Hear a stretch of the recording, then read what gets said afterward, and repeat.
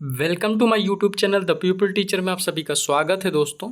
तो दोस्तों आज हम आए हैं कुछ क्वेश्चनों के साथ। जैसे कि हम देख रहे थे क्या आरआरबी एनटीपीसी से कुछ रिलेटेड क्वेश्चन होंगे जो जीके जीएस से होंगे, ठीक है। जैसे कि हम 40 नंबर जानते हैं कि 40 नंबर इसमें जीएस पूछी जानी है, तो उसी में आज हम स्टार्ट करते हैं। पहला क्वेश्चन जैसे हमारी स्क्रीन पर रहा कि मोपला विद्रोह किन वर्षों के बीच हुआ। तो मोपला विद्रोह का मतलब जैसे कि आप लोगों ने बिहार का भी पेपर दिया होगा, तो बिहार में ये सब विद्रोह कुछ ज़्यादा पूछे जाते हैं। हालांकि ये विद्रोह बिहार से रिलेटेड नहीं है, लेकिन ये मालाबार तट से रिलेटेड था। तो मोपला विद्रोह होता कब है, तो इसका सही आंसर हो जाएगा हमारा कौन सा, आंसर नंबर सी 21 और 22। क्या हो जाएगा, 21-22 में हमारा क्या हुआ था, मोपला विद्रोह हुआ था। ये मालाबार तट के रहने वाले जो कुछ मुस्लिम किसान होते हैं वो उनके द्वारा ये किया गया था। इसमें मेन नेता कौन था, वो मेन नेता जो था हमारा वो था हमारा अली मुसलियार। कौन था, अली मुसलियार। इसमें लगान वगान के बारे में था, मतलब सबसे ज़्यादा इसमें क्या होता है, लगान लोग लेते थे उस वहाँ के लोग जो थे। अगर हम बात करें नेक्स्ट क्वेश्चन की, नेक्स्ट क्वेश्चन क्या कहता है हमारा, नेक्स्ट क्वेश्चन हमारा कहता है कि कंप्यूटर की भौतिक मेमोरी में संग्रहित परिणाम निकालने की प्रक्रिया कहलाती है। अब किसी चीज़ को निकालना का मतलब, इसी से अगर हम थोड़ा सा हिंट लें तो उसका सही आंसर क्या हो जाएगा, आउटपुट प्रक्रिया से हो जाएगा। क्या होगा, किसी चीज़ का हम अगर भौतिक मेमोरी से संग्रहित परिणाम निकालने की जैसे प्रिंट आउट निकालते हैं, तो उसी तरह आउटपुट प्रक्रिया हो जाएगी। आइए नेक्स्ट क्वेश्चन देखते हैं। नेक्स्ट क्वेश्चन क्या कहता है, नेक्स्ट क्वेश्चन कहता है कि भारत सरकार ने इंद्रधनुष फ्रेमवर्क कार्यक्रम की शुरुआत किस लिए की थी। ठीक है, तो अगर हम बात करें किसकी, अगर हम बात करें इस क्वेश्चन की, तो कह रहा है इंद्रधनुष जो फ्रेमवर्क है वो जो स्टार्ट हुआ था वो किस लिए हुआ था। तो इसमें था निजी बैंकों की क्षमता का निर्धारण करने के लिए नहीं, निजी क्षेत्र के बैंकों का पुनरुद्धार करने के लिए नहीं, संसाधन जुटाने के लिए नहीं, सार्वजनिक क्षेत्रों के बैंक का पुनरुद्धार करने के लिए। बिल्कुल, ये जो सार्वजनिक क्षेत्र के जो बैंक हैं उनको सुधार करने के लिए इसमें इंद्रधनुष इसलिए बोला गया था कि इसमें 7 नियम लागू किए गए थे। ठीक है, इसलिए इसका नाम इंद्रधनुष पड़ा। 7 रंग के आधार पर इन्होंने अलग अलग उनमें क्या बताए थे, नियम बताए थे। ठीक, आइए नेक्स्ट क्वेश्चन देखते हैं। नेक्स्ट क्वेश्चन क्या कहता है, वैश्विक जलवायु परिवर्तन गठबंधन की एक पहल है, वो किसकी पहल है। अगर हम बात करें किसकी, अगर हम बात करें वैश्विक जल परिवर्तन गठबंधन एक पहल है, वो क्या है, किसकी पहल थी, वो थी हमारी यूरोपियन संघ की थी। किसकी थी, ग्रीक संघ की नहीं थी, महाद्वीप संघ की नहीं थी, वो किसकी थी, वो थी यूरोपीय संघ की। अगर हम इसके थोड़ा सा अगर बात करें तो यूरोपीय संघ का मतलब होता है एक लक्ष्य था कि हम क्या कर सकते हैं, 2030 तक ग्रीन हाउस गैस के उत्सर्जन को क्या कर सकते हैं, कम कर सकते हैं। 55% तक कम किया जा सकता है। कितने, 55%। इसका लक्ष्य कितना रखा गया है, 2030 तक। क्या कितना रखा गया है, 2030 तक। ठीक है, आइए नेक्स्ट क्वेश्चन देखते हैं। नेक्स्ट क्वेश्चन क्या कहता है हमारा, येन की मुद्रा है। देखो प्रीवियस ईयर करने से हमें ये आइडिया मिल जाता है कि कौन से टॉपिक हमारे लिए क्या हैं, इंपॉर्टेंट हो जाते हैं, कौन से टॉपिक हमारे लिए महत्वपूर्ण है, ये हमें पता चल जाता है। इसलिए हमें क्या करना होगा कि प्रीवियस ईयर पर थोड़ा सा फोकस करके तैयारी करनी होगी। आइए नेक्स्ट क्वेश्चन इसमें देखते हैं। ये येन किसकी मुद्रा है, वो किसकी है, येन जापान। किसकी है, येन जापान। ठीक है, अगर हम बात करें किसकी, अगर हम बात करें मालदीव की, मालदीव की क्या होती है, मालदीव रुपया होती है। जापान की क्या होती है, येन होती है। इंडोनेशिया की अगर बात करें, इंडोनेशिया की हमारी क्या होती है, वो इंडोनेशिया रुपया होता है। और दक्षिण कोरिया की अगर बात करें किसकी, दक्षिण कोरिया की बात करें तो इसका जो होता है कोरियन वॉन। क्या होता है, वॉन होता है। ठीक है, आइए नेक्स्ट क्वेश्चन देखते हैं। नेक्स्ट क्वेश्चन क्या कहलाता है हमारा, टेक्सोनॉमी का जनक किसे कहा जाता है। टेक्सोनॉमी के जनक किसको बोलते हैं, कार्ल लिनियस को बोलते हैं। किसको बोलते हैं, कार्ल लिनियस को बोलते हैं। ठीक है, ये विज्ञान की वह शाखा होती है जिसमें क्या करते हैं, वर्गीकरण किया गया है, जिसे टेक्सोनॉमी कहा जाता है। ठीक, कार्ल लिनियस ने क्या किया था, इसको वर्गीकृत के आधुनिक पिता भी बोले जाते हैं वर्गीकरण के। ठीक है, आइए नेक्स्ट क्वेश्चन देखते हैं। क्वेश्चन नंबर नेक्स्ट क्या कहता है, साहित्य अकादमी का मुख्यालय कहाँ है? तो साहित्य अकादमी का मुख्यालय कहाँ है? वो है हमारा नई दिल्ली में। ठीक है, आइए नेक्स्ट क्वेश्चन देखते हैं। नेक्स्ट क्वेश्चन क्या कहलाता है हमारा? नेक्स्ट क्वेश्चन क्या कहता है? प्रसिद्ध गोल गुंबद कहाँ स्थित है? प्रसिद्ध गोल गुंबद कहाँ स्थित है? अगर हम बात करें गोल गुंबद कहाँ स्थित है, ये हमारा स्थित है कर्नाटका में। कहाँ है? कर्नाटका में। आइए नेक्स्ट क्वेश्चन देखते हैं। क्वेश्चन नंबर नेक्स्ट क्या कहता है हमारा? कहता है कि आर्थिक विज्ञान के लिए निम्न में से किसने ग्लोबल पुरस्कार प्राप्त किया? देखो हमें इंग्लिश देखना होगा क्योंकि इसमें से हिंदी कुछ समझ नहीं आ रही है।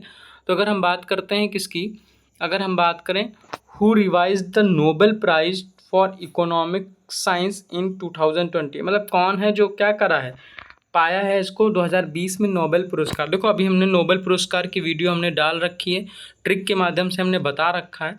तो अगर आप अर्थशास्त्र में इस बार 2024 में किसको दिया गया है, इससे इम्पॉर्टेंट, इससे ज़्यादा इम्पॉर्टेंट कौन सा हो जाएगा? 2024 में किसको दिया गया है, ये इम्पॉर्टेंट हो जाता है।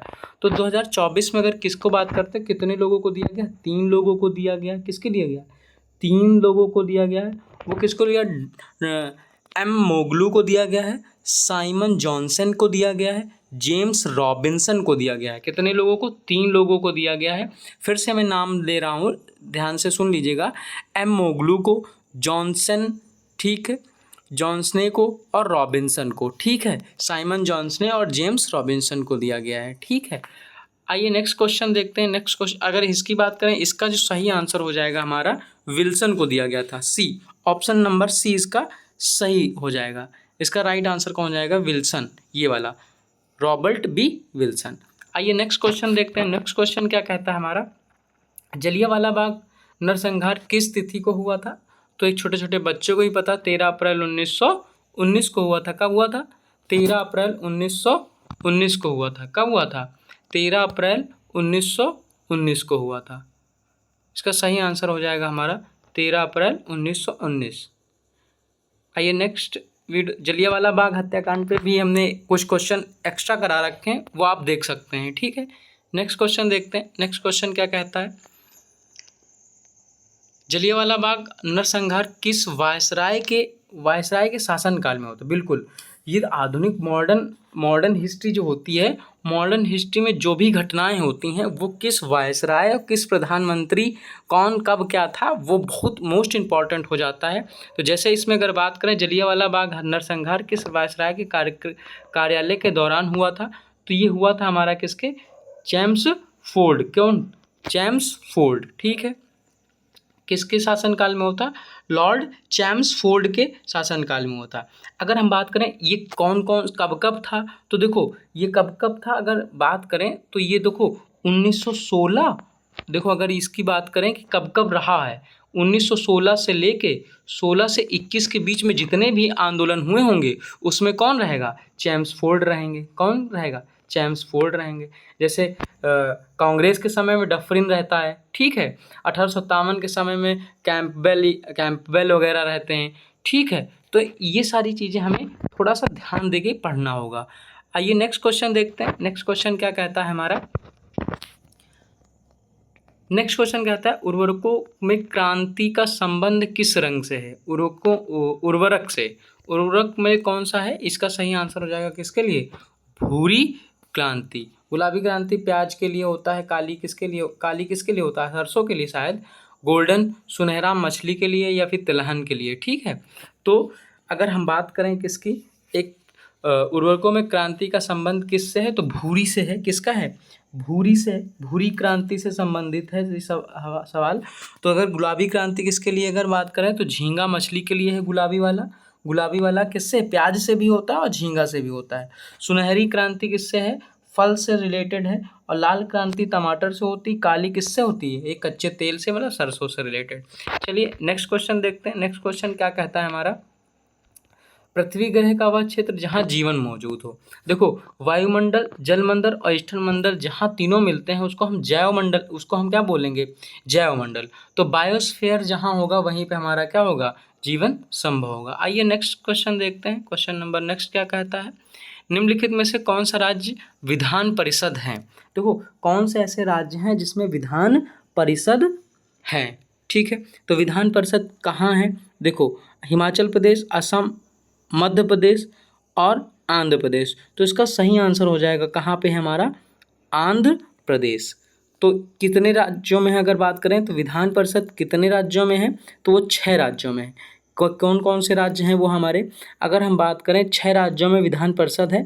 आंध्र प्रदेश में है, तेलंगाना में है, उत्तर प्रदेश में है, बिहार में है, महाराष्ट्र में है और कर्नाटक में है। ठीक है। तो अगर हम बात करें कितने हैं? 6। तू भी मज़ा कर, ऐसे करके आप ट्रिक है उससे रिलेटेड आप बना सकते हैं, तू भी मज़ा कर। ठीक है। तो आइए नेक्स्ट क्वेश्चन बात करें। नेक्स्ट क्वेश्चन की बात करें तो संयुक्त राष्ट्र सुरक्षा परिषद का मुख्यालय कहाँ है? संयुक्त राज्य में कहाँ पे है? न्यूयॉर्क में है। कहाँ पे? न्यूयॉर्क में है। अगर हम बात करते हैं सापेक्ष का सिद्धांत किसने दिया था? किसने दिया था? सापेक्षता का सिद्धांत E बराबर MC² वाला सवाल है। किससे रिलेटेड है? E बराबर MC² किससे है? अल्बर्ट आइंस्टीन ने दिया था। किसने दिया था? अल्बर्ट आइंस्टीन ने दिया था। आइए नेक्स्ट क्वेश्चन देखते हैं। नेक्स्ट क्वेश्चन क्या कहता है हमारा? भाभा परमाणु अनुसंधान केंद्र कहाँ स्थित है? जो हमारा कहाँ BARC कहाँ है हमारा? भाभा परमाणु अनुसंधान केंद्र कहाँ पे है? वो हमारा कहाँ हो सकता है? वो हमारा है मुंबई में। कहाँ है? इसका सही आंसर हो जाएगा हमारा क्या? मुंबई में। इसका सही आंसर हो जाएगा हमारा मुंबई में। आइए नेक्स्ट क्वेश्चन देखते हैं। नेक्स्ट क्वेश्चन क्या कहता है हमारा? भारत की संविधान सभा का विचार पहली बार किसने दिया था? किसका? संविधान का सबसे पहले विचार किसने दिया था? तो अगर बात करें विचार देने वाले कौन थे? MN रॉय थे। ठीक है। स्थायी अध्यक्ष ये थे, अस्थायी सच्चिदानंद सिन्हा थे। तो ये सारी चीज़ें अम्बेडकर प्रारूप समिति के क्या थे? ये एक अध्यक्ष थे। ठीक है। मिनी कॉन्स्टिट्यूशन 42वें संविधान संशोधन को किसने कहा था? BR अम्बेडकर ने मिनी कॉन्स्टिट्यूशन बोला था। आइए नेक्स्ट क्वेश्चन देखते हैं। संतूर से रिलेटेड कौन है? शिव कुमार शर्मा है। SSC के लिए भी बहुत इंपॉर्टेंट हो जाता है। वाद्य यंत्र बहुत पूछे जाते हैं। आइए नेक्स्ट क्वेश्चन देखते हैं। 39वीं अगर हम बात करें किसकी? 39वीं समांतर पैरेलल के बीच सीमा रेखा है। तो अगर हम बात करें किसके? 49वीं समांतर पैरेलल रेखा किसके बीच में है? तो USA और कनाडा के बीच में। किसके बीच में? USA और कनाडा के बीच में ये वाली लाइन है। ठीक है। जीरो डिग्री लाइन किसके बीच में थी? भारत और बांग्लादेश ना, इन दोनों के बीच में है। तो ये सब ध्यान से आप लोग पढ़ लीजिएगा, वरना किसी दिन हम वीडियो बना देंगे। नेक्स्ट क्वेश्चन देखते हैं। क्वेश्चन नंबर नेक्स्ट क्या है? पहला भारतीय संचार कौन सा था? कौन सा उपग्रह था? वो कौन सा था? एप्पल था। कौन था? एप्पल था। आइए नेक्स्ट क्वेश्चन देखते हैं। सेब से संबंधित रोग कौन सा है? सेब से कुछ है, फसल में होने वाले कुछ रोग होते हैं, उनसे भी क्वेश्चन पूछा जाता है, तो उसको भी आप ध्यान से पढ़ लीजिएगा। तो प्रीवियस ईयर लगाने का एक ही ये उद्देश्य होता है कि आखिरकार एग्ज़ाम पैटर्न कैसा है। ठीक है। तो फायर ब्लाइट सेब से संबंधित रोग होता है। किससे संबंधित होता है? सेब से फायर ब्लाइट। कौन सा? इसका सही आंसर हो जाएगा हमारा फायर ब्लाइट। ठीक है, ये वाला हमारा इसका सही आंसर हो जाएगा। अगर हम इन नीचे वाले रोगों के बारे में बात करें तो अगर हम बात करें टिक्का रोग किससे में होता है? टिक्का मूंगफली में होता है। किससे होता है?